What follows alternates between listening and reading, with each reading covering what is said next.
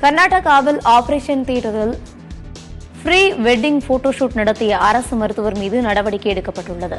கர்நாடக மாநிலம் சித்ரதுர்கா மாவட்டத்தைச் சேர்ந்த அரசு மருத்துவர் ஒருவர் தனது ப்ரீ வெட்டிங் போட்டோஷூட்டை ஆபரேஷன் தியேட்டரில் நடத்த திட்டமிட்டு ஒரு நோயாளிக்கு அறுவை சிகிச்சை செய்வது போலவும் அவரது மனைவி அதற்கு உதவி செய்வது போலவும் போட்டோஷூட் நடத்தியுள்ளார்.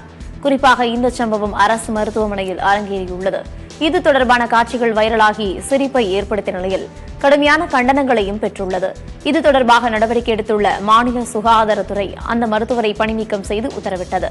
இதேவேளையில் இதுபோன்ற செயல்களுக்கு கடுமையான நடவடிக்கை எடுக்கப்படும் என்று மாநில சுகாதாரத்துறை அமைச்சர் குண்டுராவ் தெரிவித்துள்ளார்.